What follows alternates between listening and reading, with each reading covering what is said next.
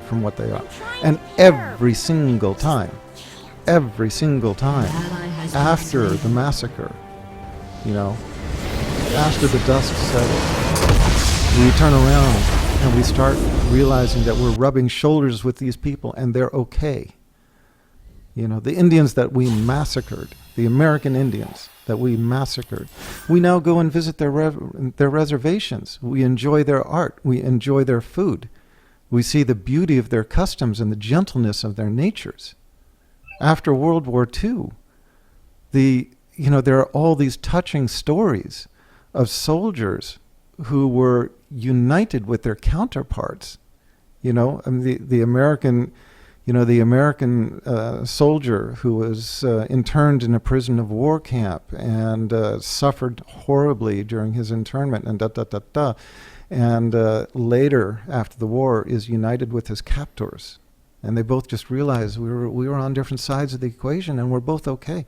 Or the one who was shot down by another pilot or was intimately involved in the struggle of life and death and the struggle of the war against another counterpart with which they were united later, and they just realized, we're all human.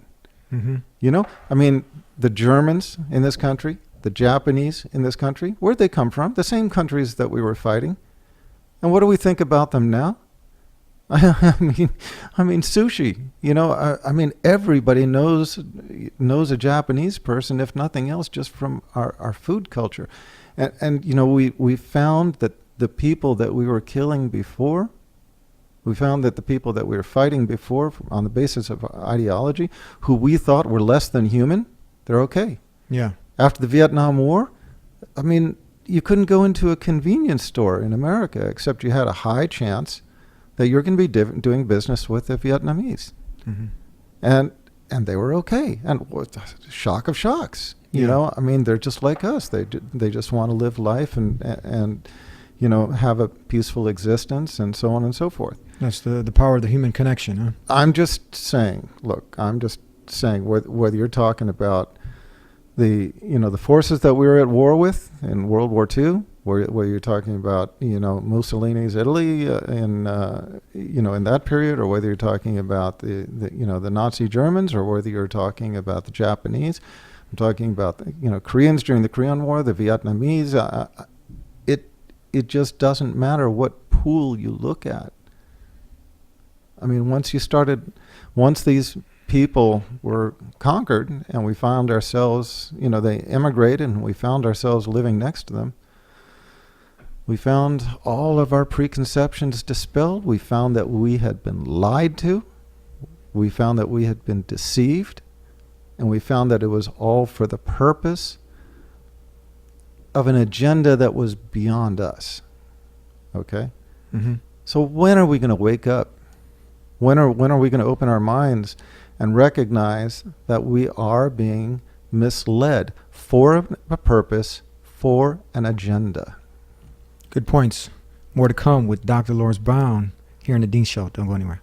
Please subscribe to The Dean Show. Follow us on our official Facebook and Twitter pages in the links below. Please also help support The Dean Show by making a donation in the link below. Back here on The Dean Show with my special friend, good friend, Dr. Lawrence Brown. Before I get to my next question, you brought up 9/11, and obviously that was a catalyst to where we are today.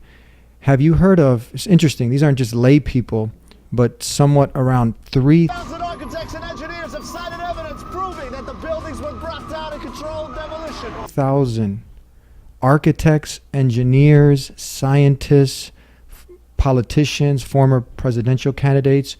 It took some kind of consciousness raising on my part before I was willing to look at the possibilities. And really, you need to go where the evidence leads. As an engineer, I have 3 degrees in engineering. I signed that petition for architects and engineers for 9/11 Truth some time ago because the American people absolutely need the truth of 9/11. Look at the evidence.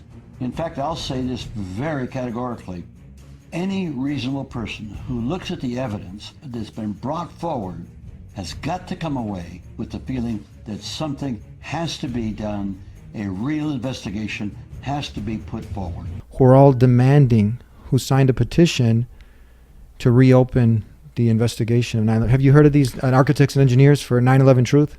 Oh, sure. And, one of the things that I find very, very striking about this is not only the collection of experts in their fields who are looking at the evidence, looking at the body of the evidence and saying, the official story, no, that just doesn't do it.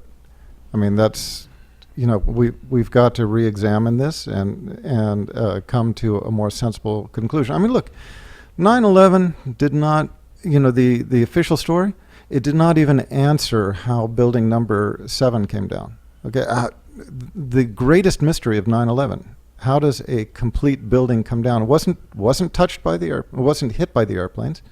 Okay, had a couple of minor little fires of it inside it from debris that was scattered into it. And you just look at it, and just one moment it drops to the ground in the perfect picture of controlled demolitions. Okay, now I'm just saying that I'm not the only one who's looked at that and just said, man, something's wrong. But you're just saying something's wrong. You're observing. You're questioning. But now, why is it when you question, you're not making up some conspiracy, but they call you a conspiracy theorist as soon as you question, like when you hear the firemen, they say.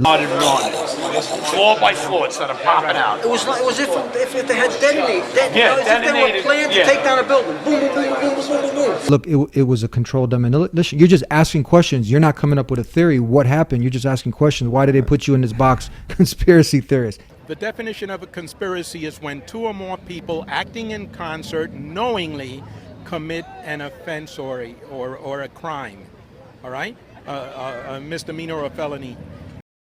Sớm hôm lo sách đèn,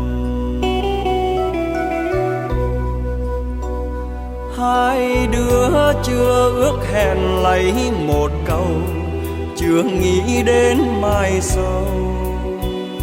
Những đêm thức giấc ngỡ ngàng, nghe lòng thương nhớ. Nhà nhấc điện thoại lên thế là mình